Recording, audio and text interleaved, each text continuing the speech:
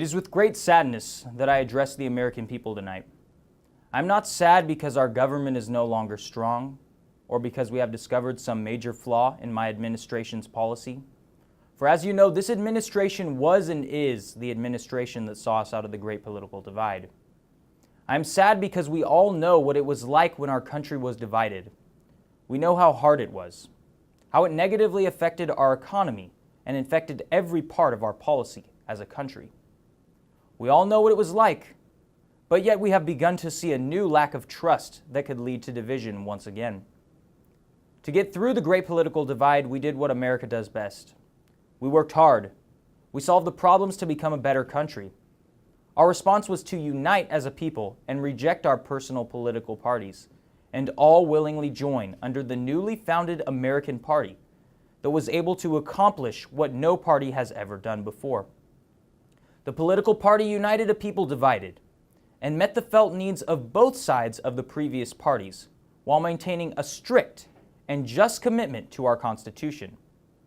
As a result, not only did we see unity amongst all of the American people, but we also saw that you began to fully trust your government and fully trust me as your leader once again. News outlets around the world all agreed in saying that trust of a government like this has never happened before and would be impossible for any other country in the world to replicate. This was the case until recent days, and this is what saddens me now. The American people's trust, not only in its party, but also in its government, has begun to waver. It has wavered because of the ever-growing rumors that there is an aggressive infection that is facing our country. I, as your president, can assure you that there is no such threat. I also want to say that there was a threat like this in America, we would not hesitate to inform you and provide you with the needed information and resources. So I urge you, America, remain in trust of our American Party and the ideas of unity, and trust your leaders as we are always seeking your welfare. Thank you.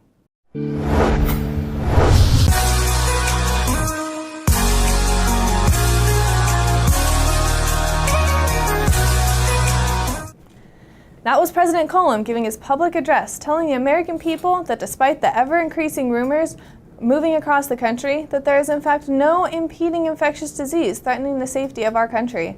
As you probably already know, over the past few days there have been rumors leaking of a medical facility located in the greater Sacramento area of California, warning the CDC that a patient was admitted with a virus never seen before. The leaks have also been informing news outlets that the disease was mutating and growing at a rate once thought to be impossible.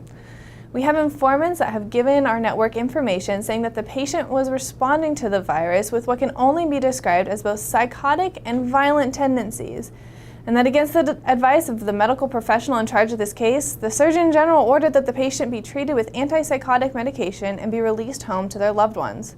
The identity of the patient has been kept secret since the beginning of the virus's discovery, but what we do know is that the patient has been released and is returning to their home.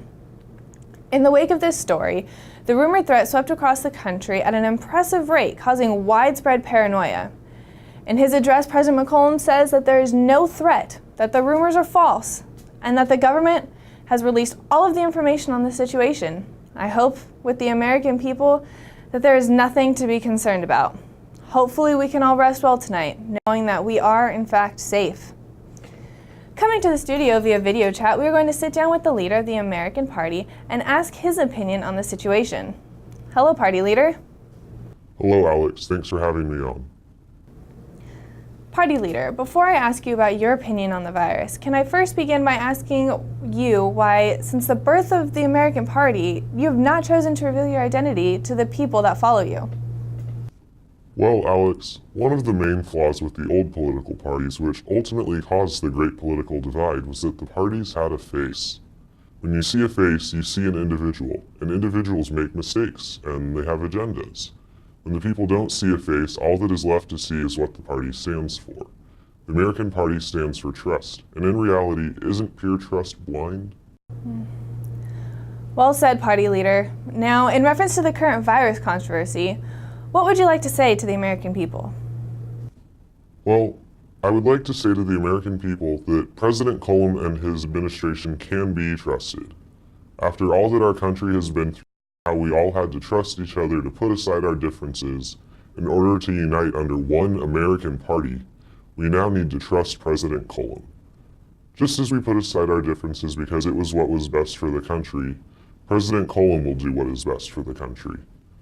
I work for and advise President Cullum often, and I know that if there was some threat our country was facing, he would not only inform us, but he would also protect us.